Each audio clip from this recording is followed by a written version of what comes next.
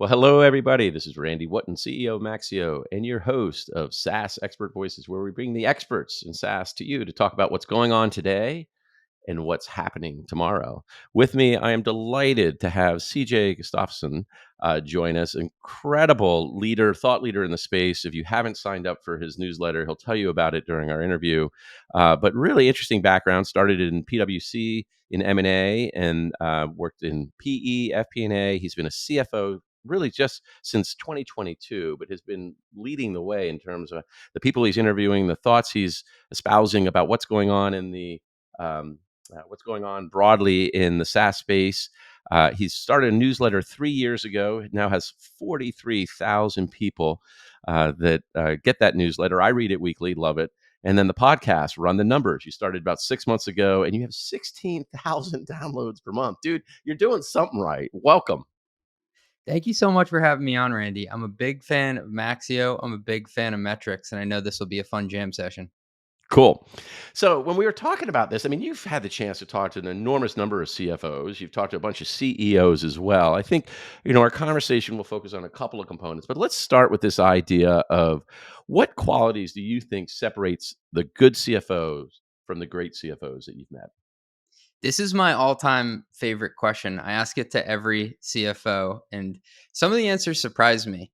And what I have boiled my job down into is kind of three buckets. And the first is the chief resource allocator. So I'm always making bets on where to hire and where to spend money. So you only have so many poker chips you can place on the table. Where are we going to get the most incremental value for every chip that we put down? And the second area is the chief truth teller. This is perhaps the hardest of the three that I'm going to give you, and that's knowing when to pick up the phone and deliver bad news. I got this one, I stole this one shamelessly from Charlie Kevers, the CFO of Carta, and he was saying that as a CFO, you need to know when to talk to the board and when to deliver bad news. And the second you tell somebody, hey, we're not going to hit a target that we told you we were going to, you should probably clue them in on what's going on. And sometimes it's even just communicating difficult or more nuanced, conversations around the operating model to employees or your boss, the CEO. And then the third bucket that I chalk my job up to is the chief risk officer. And this one's fun because a lot of times as the CFO, Randy, you feel like you're the only one who's playing defense, like there's no goalie on the field. Right. And so you want to give people the resources they need to succeed, but you're also brokering risk on this imaginary frontier, right? You have the board who wants you to, be a good steward of their capital. And then you have a CEO who a lot of times is saying, damn the torpedoes, because that's what got he or she there in the first place by Right. taking these big risks. And Yeah. you're kind of caught in the middle and you need to find your own voice. And I stole this one from Mark Hawkins, the ex CFO of Salesforce, helped take them public, I work knew with him. Yeah. Right. Yeah. amazing guy, work with Mark Benioff for a while. And Yeah. he said he had to find his voice on that risk frontier I and can say, what imagine am with I Benioff comfortable? in Yeah. particular, making all those acquisitions and I mean, just out defining the future. And it's like, no more, invest more money and more money. Yeah, right. And so you're always looking at the bank balance, you're looking at the people you have on board, and you're trying to say, what's the best decision here and who are the stakeholders involved? And there are varying voices at the table, some louder than others. And then eventually you also have to just listen to your own voice. Yeah. No, I think the three are great. I think for me, the number one thing I look for, having been CEO a couple times, is the CFO has to know what our cash position is Yeah. and the cash flows, the inflows and the outflows. And I think that then helps inform. That's the core source of data that they own by owning the GL and the financial statements. And no one's going to second guess them. But if a CFO is not confident in that, it can really create uncertainty in and nervousness, not just in the executive rank, but with the board as well. Like the cash position for early stage startups is critical. And with that, though, I think then you get to the chief resource allocator. Like even as a CEO, I often turn to the CFO and say, well, can we afford this? And where would you put the money? So I think they hold the keys to the castle, or at least the keys to the bank, right? Because I may even say, no, this is a great idea. And the CFO is like, we'll slow play that. And we're going to do this. And so when I was in the Navy, there was this construct of you have a commanding officer and an executive officer. To become a commanding officer, you have to work through the executive officer uh, Okay. in your career. And the executive officer is the one that's always busting chops. and holding, doing the inspections and making sure the troops look right and coming why everything's screwed up. The commanding officer is like kissing babies and like, hey, isn't it great? We're going off on cruise. We're going to go to Australia. We're going to do these cool things. We're going to fly our missions, and everybody loves the CO. And learning how to have that balance between not good cop, bad cop, but they are two different and very complementary skills and capabilities that you need. You do need the CEO, I think, to be articulating the vision, talking about the strategy, pushing the edge. And the CEOs, the best CEOs, are going to rely on the CFO as Batman and Robin, whatever you want to call it, is like I need you to do your job and have your voice. To your point, to be able to step up and tell me truth and not be scared if I go, I don't want to hear that truth. No. Yeah. But and do it in a way that respectfully, but also data based. Like, hey, Randy, here's the set of things we're looking at. Here's why we're missing these targets. And so I think there is this real opportunity for the CFO to move from just compliance and reporting to strategic partner. And so I know you've started as a role 2022 as CFO for your company. How have you seen that role grow over the last 2 years in terms of what the CEO is looking for you to do, and how you envision what Yeah. you want to do going forward? Well, I want to drill into the cash piece that you brought up because it links to this. And I think a lot of my role has been, what do I need to feel confident in as a first time CFO based on my Mhm. own skill sets, and being super honest and vulnerable of what I'm not good at. And then also, what is the role asking me to do based on the people we already have at the company and the stage that the company is going through. And when it comes to cash, I came up in the FP&A world, and Mhm. I know my way around a balance sheet, but I'm not the one who is, playing Tommy Treasurer every day. I'm Yeah. not, calling up suppliers for Right. payments.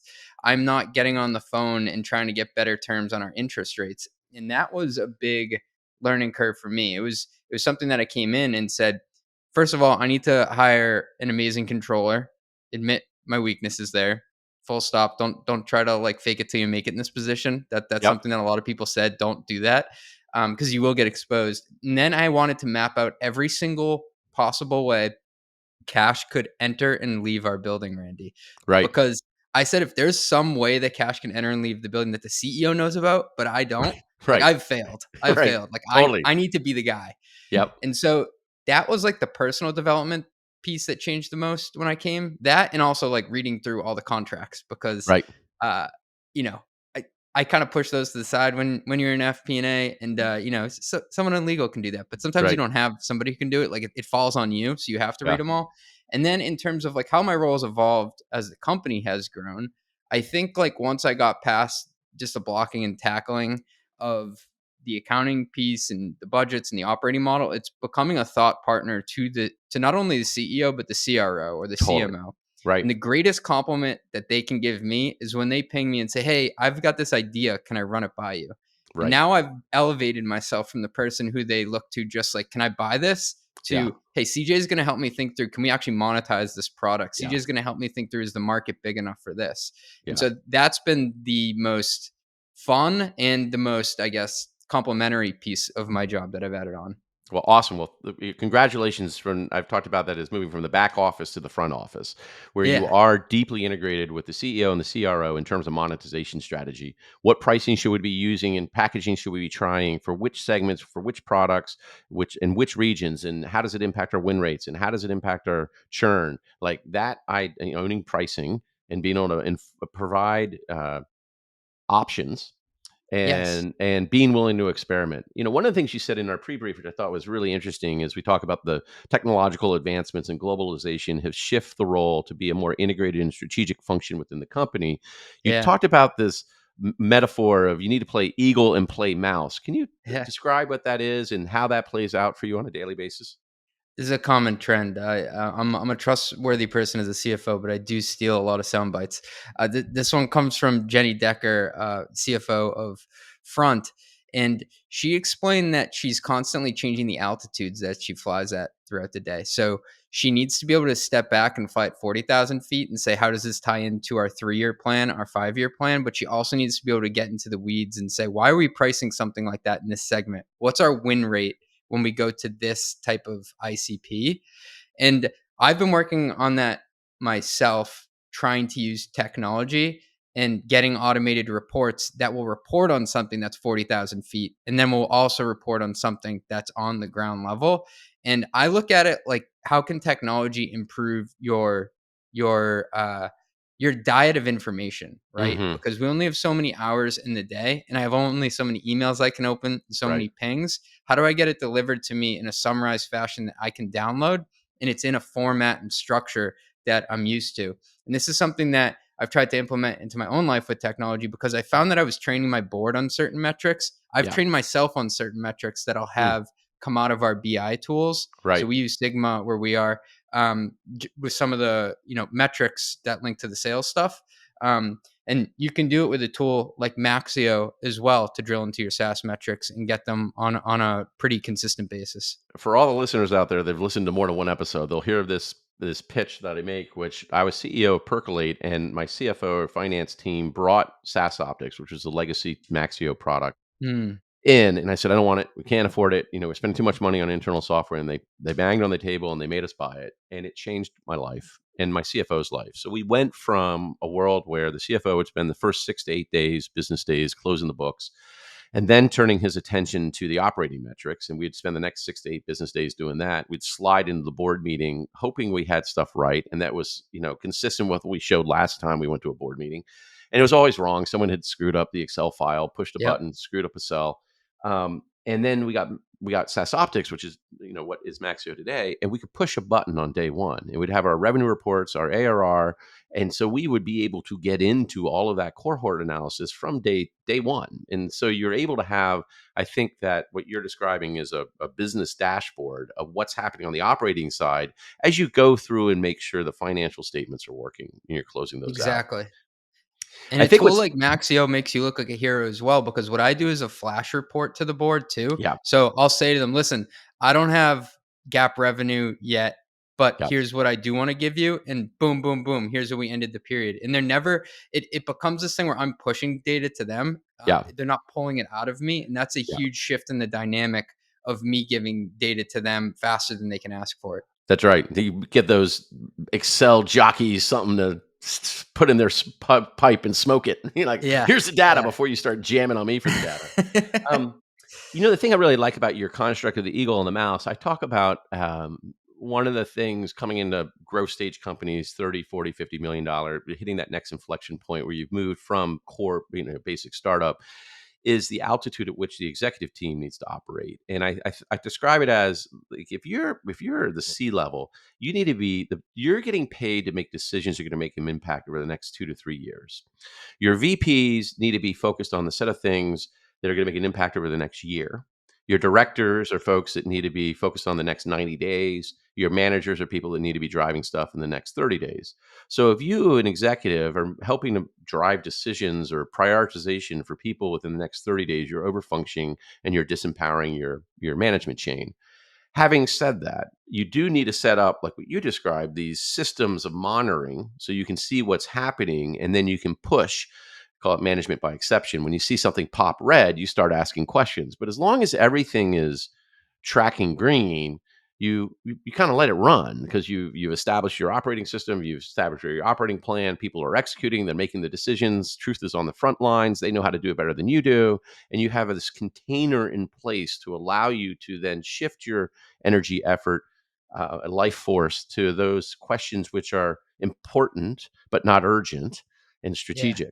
What I think is interesting about your point, though, for the CFO in particular, is you do have to be. I rely on the CFO to be bifurcated, to be able to be the eagle, but also be the mouse that knows the cash. And so, how do you think about, other than the systems that you set up, how do you manage a team of people so that they don't feel like they're being micromanaged, but you're asking all the questions because I'm going to ask you as CFO, are we good? Are we going to hit payroll? Like, do we have enough cash? Do I need are you pulling back on the DSO? Like how do you do that in a finance function? Because that's very different than when I ask every other executive to do, which is be out in front, help us tee up the questions we need to be worried about, and the decisions we need to make for the next 2 to 3 years. I templatize a lot of things with my Ah, team. So I okay. ruthlessly make templates. And I'll give you an example on the cash piece. I know that I can't spend a whole day just going through cash, but my controller puts together a 13-week rolling cash Right. forecast that me and her sat down and designed together. And we had to go slow in order to go fast, in the sense that it took us a while to construct it and to get into a groove of, hey, this is what you put in for me every week. You're going to have it done by lunchtime on Monday. I know it's a habit forming thing. Every Monday Right. afternoon, I look at it, and Yep. there are certain metrics on there that my eyes gravitate towards first. And me and her have been doing the same thing for over a year now. And it's similar with my director of FP&A. He knows what metrics are going to be reported in the flash report for the board. He Right. knows what metrics are going to go into the board deck, Yep. and we've actually built in a lot of the data feeds, so it's automated, and that frees him up now to answer some of the other questions I have. But I love the point that you made earlier, Randy, about knowing enough about the business to ask the right questions, because my worst fear is always that I'm wasting somebody's time Yeah. by sending them down a dark alley. And Hmm. what I mean by that, it's kind of like the analogy to, sales reps getting bad leads from Hmm. marketing. They're always saying, "Oh, Yeah. you're wasting their Yeah. time and you're sending them down Yeah. this dark alley to chase something that's not there." I Yeah. worry about that, even though I'm technically G&A and I call it strategic overhead. But like, am I sending my BI guy on some like Yeah. suicide mission or some wild Yeah. goose chase with like this Yeah. question? So Yeah. how do I stay on top of the ground truths? And I think a lot of that is having conversations day to day with the people who are actually selling the product and the people who are Mm. actually building the product, and Mm. not just sitting in the back office. That's great.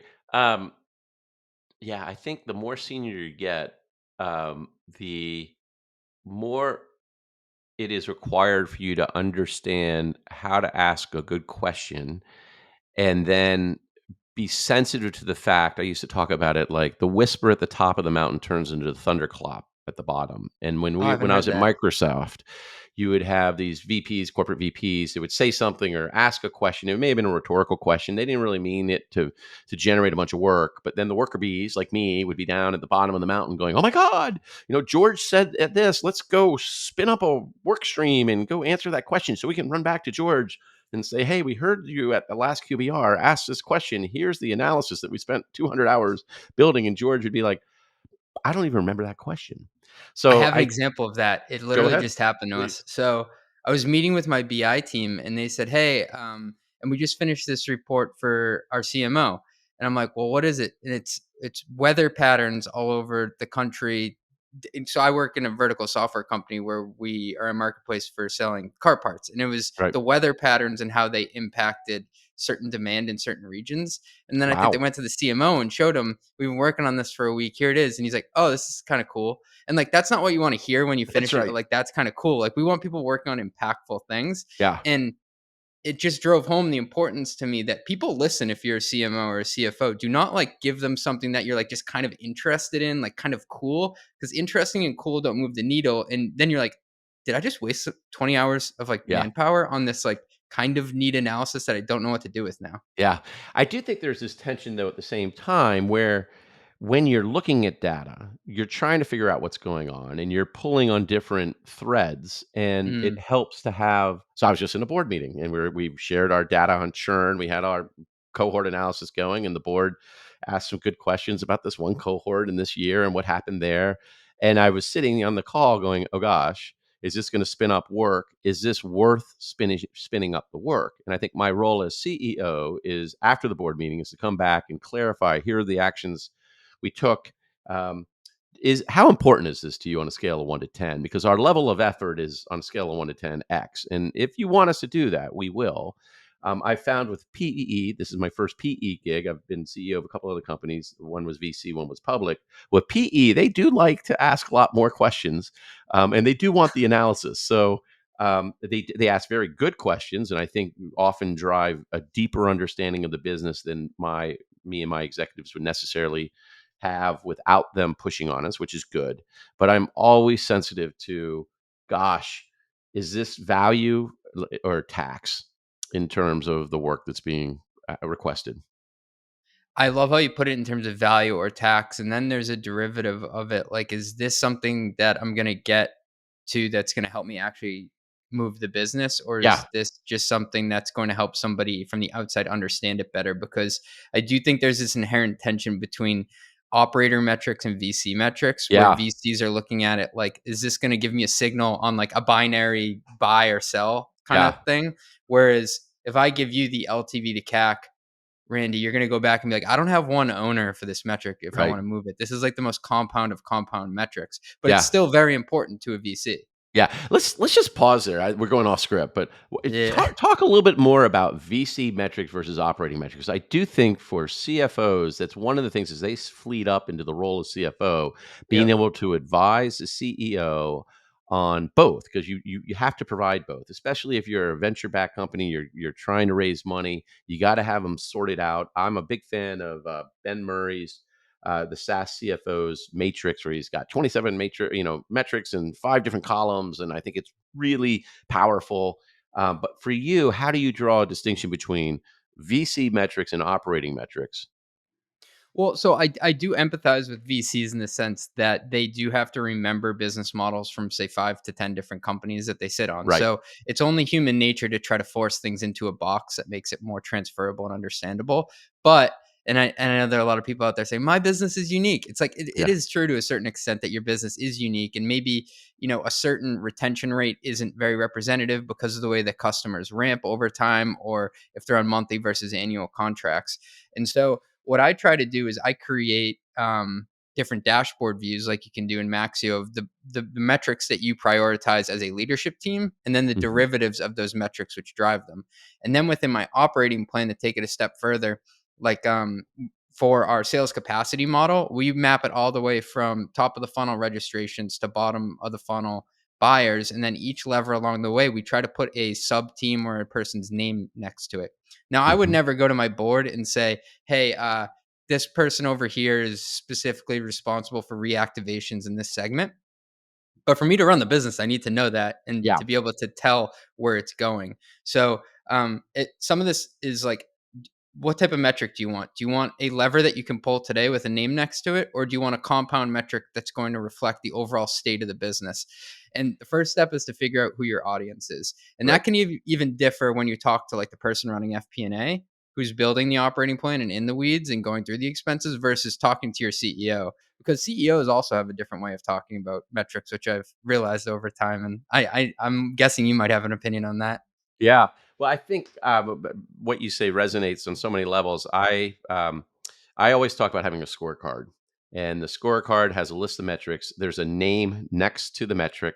There's a source file for how that metric gets calculated, and there's a Ooh. target associated with it, and you use benchmarks to inform it.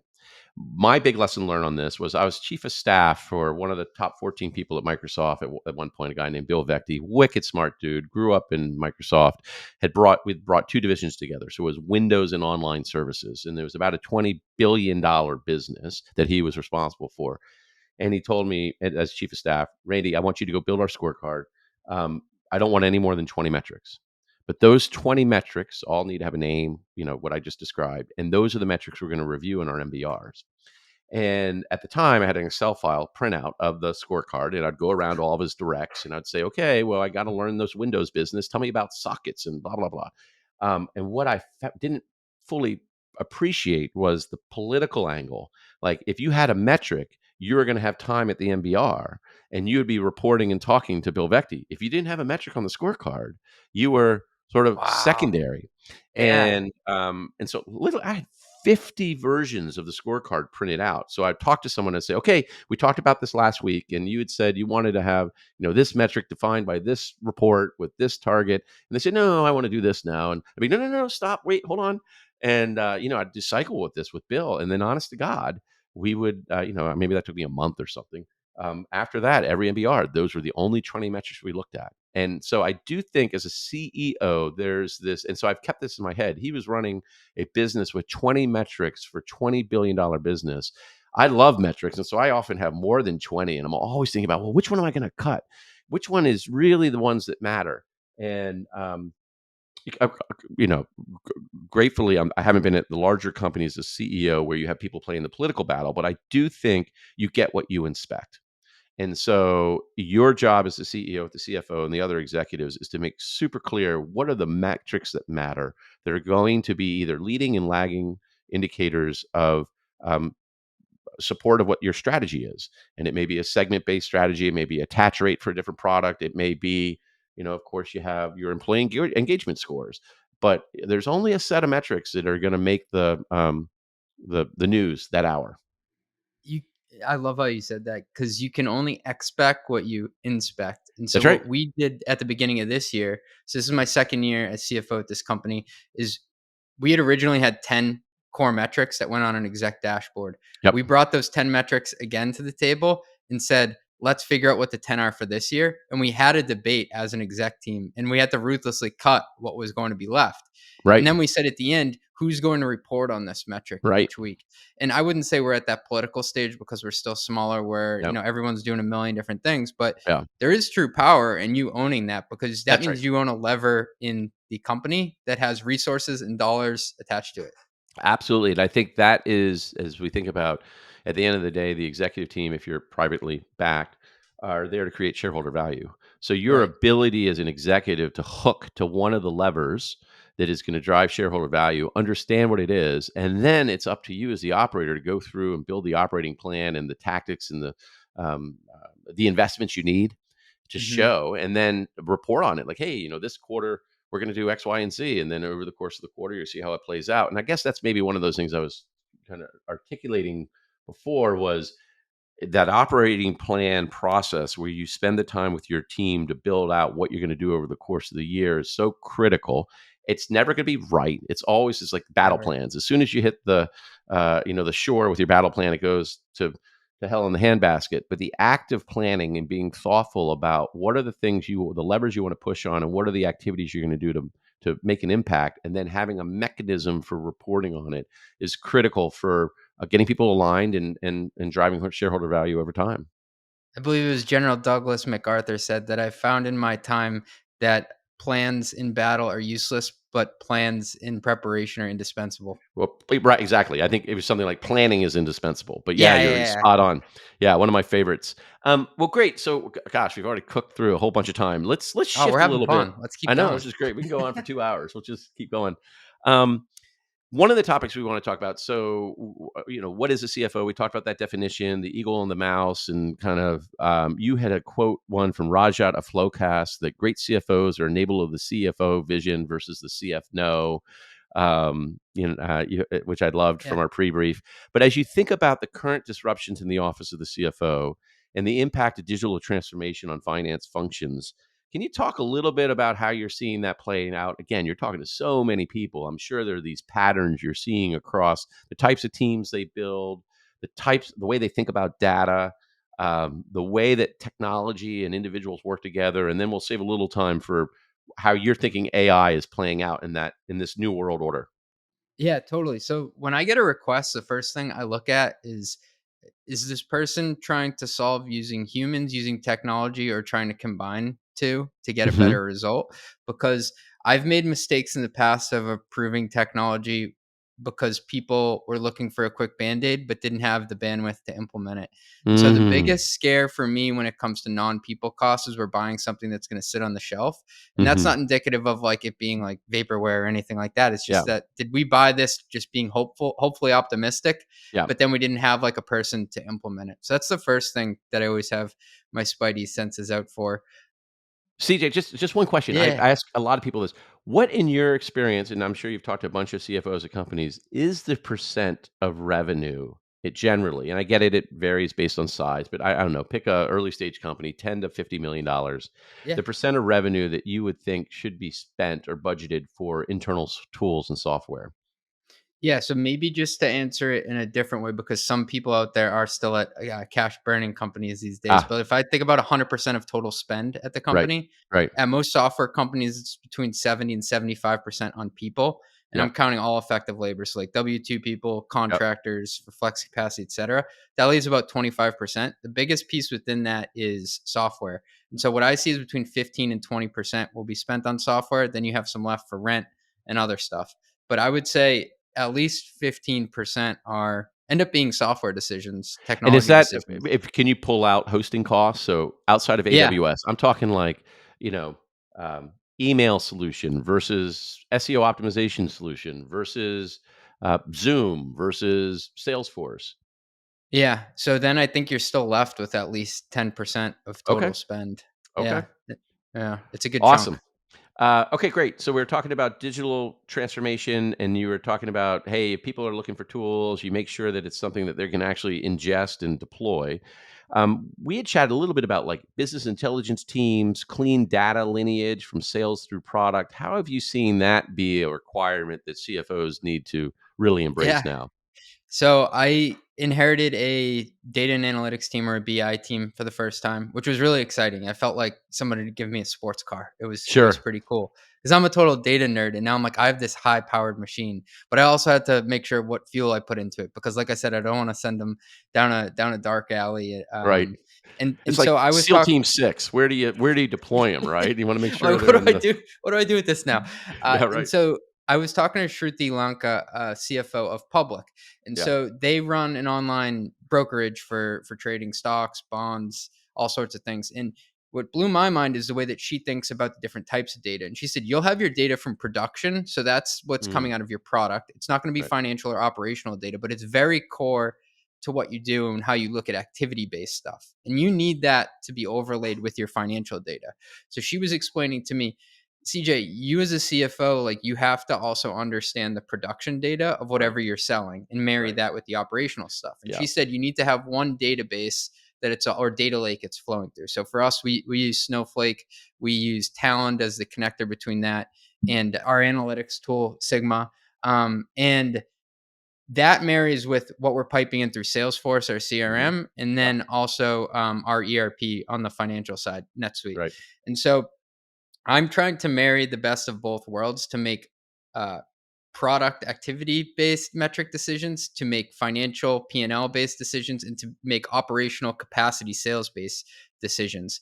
And getting all those into one spot and having one owner within the company, I think, is very important because what I've seen go wrong in my career is that you'll have like a strategy and ops team, then you'll have like a sales team, and then you'll have the finance team. All three people show up to the meeting, but they all have different data. And Right. at that point, the meeting is just a complete waste because if you're Yeah. arguing over definitions or who has the right data, Yeah. like square one, you've lost already. So that's what I try to eliminate using Yeah. technology and having one owner in the company.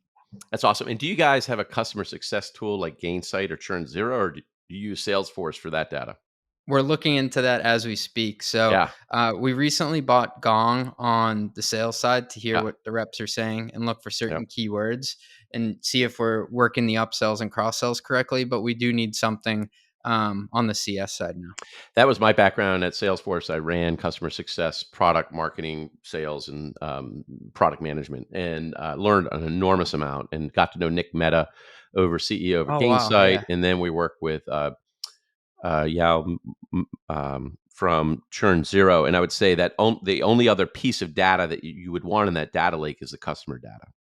And so when you're doing the that's true. Yeah, so you have them engaging with the product, but you also have them in whatever else they're doing in terms of tickets they're supporting or health checks that you're doing, and that can help inform in the subscription business, especially, and even in the usage business when you're seeing if they're issuing invoicing or not, like what's coming out of your product, but also what are they doing. I think gives that full view, and I do think the CFO at the end of the day needs to own it. It's often that they don't own the Salesforce instance, so they can't guarantee the accuracy of the Salesforce data.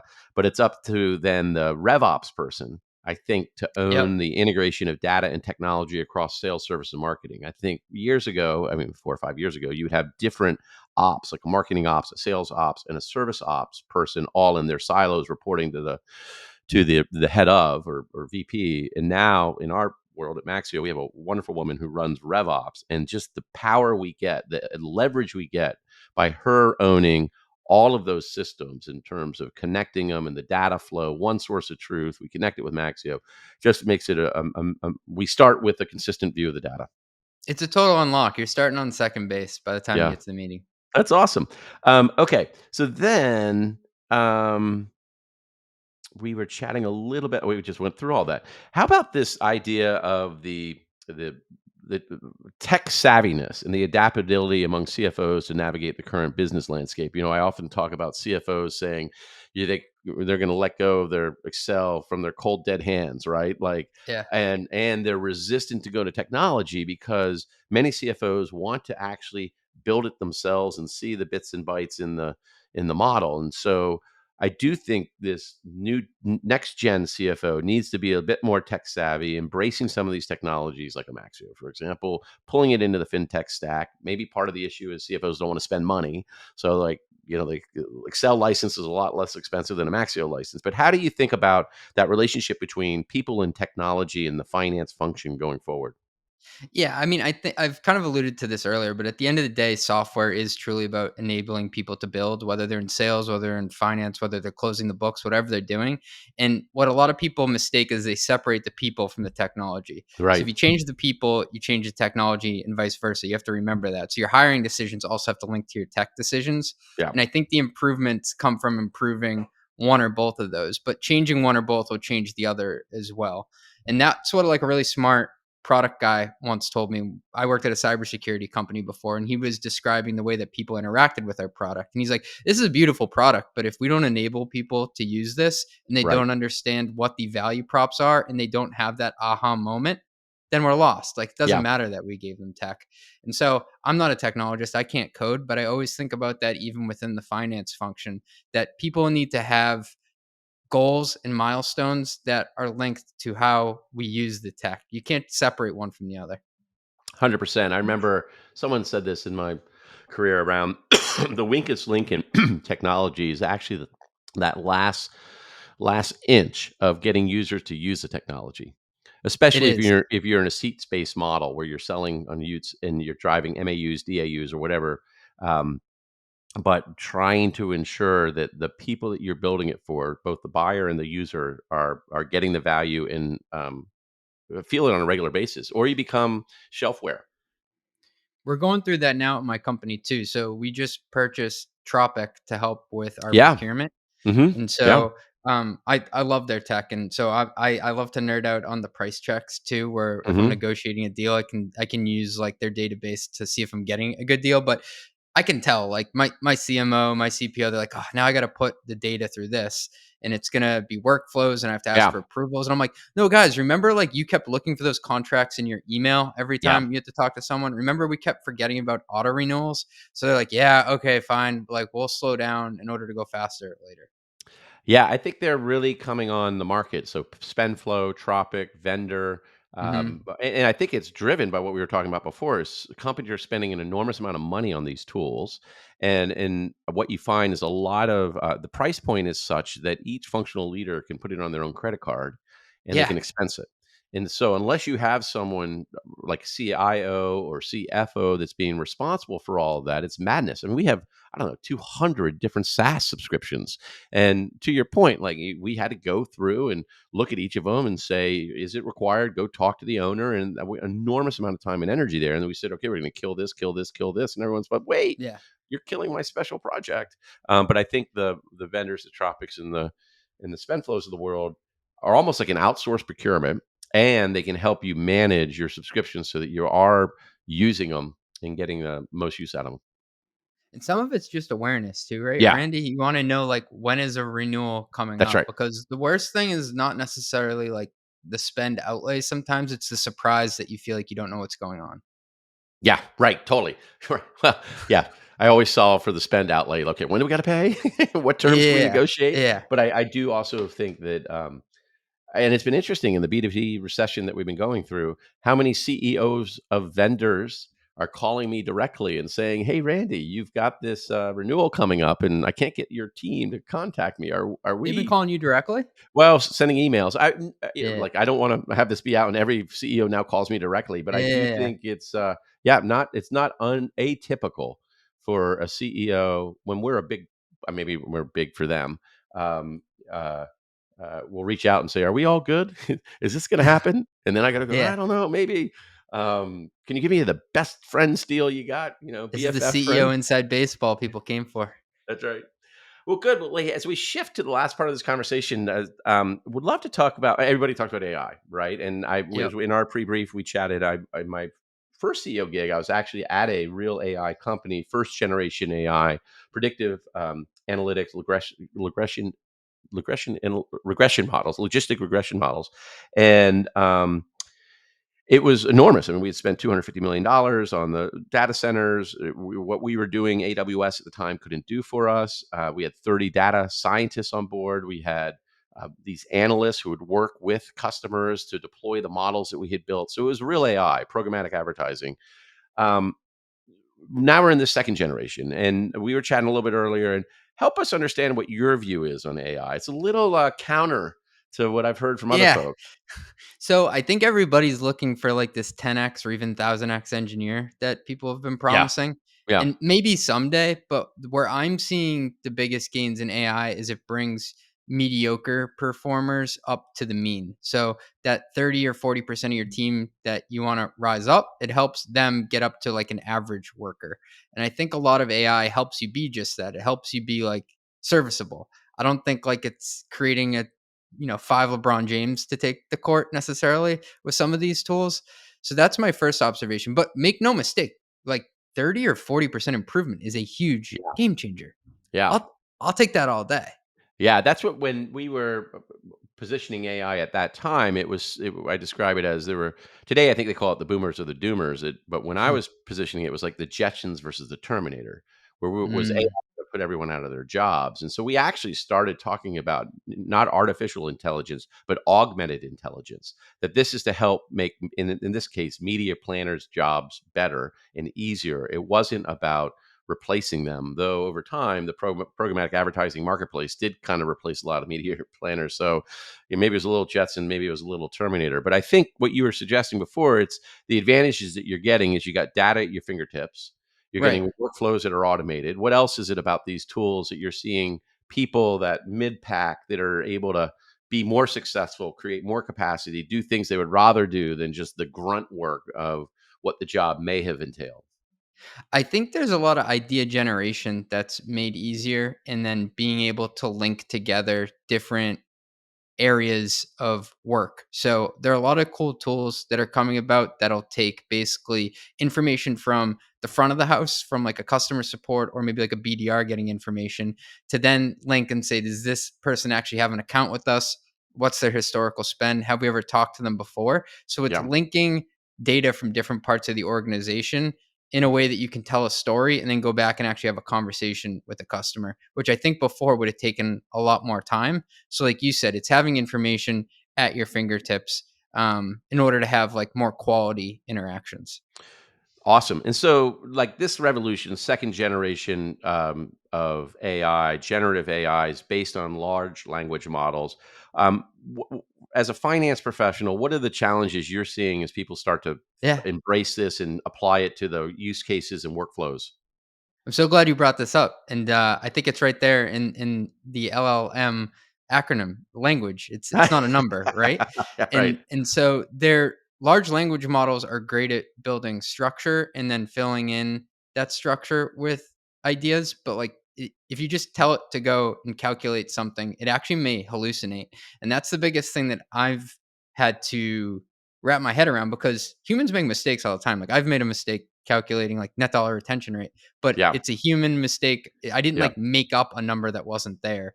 And Yeah. hallucination is kind of scary in the sense that you have no idea where it came from. And then it makes you say, well, do I trust this black box? So it's like a different type of human error I'm getting used to where like if my head of accounting makes a mistake, it's probably because she didn't carry the ones. It's not because she made up $100,000 check that just like Right. wasn't there. So how are you checking for that? How are you doing the QA on the hallucinations? Are you having to duplicate the work so you get the output and then you got to go back and double check, or do you have the So AI check yeah, each other? Like what's the way that Can they you check each other's work? The right? first is to give better guardrails. So I was talking to my friend about building a discounted cash flow model using AI, and he said I use Python script. I wish I knew Python, but he would create the Python script and then feed it to the Uh-huh. model, so that way Right. it had more rigid guardrails to fill it in with, Right. rather than saying I'm trying to build a discounted cash flow model. Can you sketch this out from Right. scratch? So he would build the structure ahead of time, and it also allowed him to run it more easily on his own and back calculate it a couple times. But what I've been doing is I run things a couple times because I think like a hallucination is just that it's a one-off thing that's Right. imagined. But if you run it 3 or 4 times, even though it may take a little bit longer, it's not going to hallucinate in the same way each time. Have you heard this? So we had a marketer, this wonderful woman, come and do a seminar, a workshop for our marketing team on the latest and greatest in marketing and how to use uh, ChatGPT and other uh, models to help your marketing. And she said she's done tests where when she says please and thank you, she gets better results. Have you seen that play out? No, but when I say please and thank you to my team, I get work faster too. But I mean, it's a little unnerving that it has a conscience and Yeah. that it's gonna give you more, or if you say, "This is really important, this is a critical, prompt, I really need you to spend time on this for me," that there's a added benefit. I haven't had a chance to try it yet, but I'm like, "Oh my god, really?" I mean, I'm gracious and kind in general, I grew up in the South, but please and Yeah. thank you to the AI is a little unnerving. I one time I asked it to do something and I said, it was ChatGPT, and it said, "Oh, I can't come up with anything like that." I said, "Come on, can you try harder?" It said, "Okay," and then it did it. I was like, Oh my gosh, "Yeah." So I was that's like, proving the "That's point. scary. Are you holding out on me like this whole time? Like, what do I not know about?" I guess it just pays to be nice, right? Be nice to your friends, be nice to your partners, be nice to your AI model. Exactly. Don't let it hold a grudge against you. Well, I mean, maybe that's a good place to wrap. CJ, it's been Yeah. awesome chatting with you. I've really enjoyed learning more about your background. How do you think about the role of the CFO, the evolving role of the CFO? What's going to take to be successful going forward, and how we're walking together into this brave new world of augmented intelligence. And I got to thank you for all the thought leadership that the Maxio team puts out seriously because I'm a student of the game as well. I'm always trying to learn, and there's always something that I can absorb. Awesome. Thanks, CJ.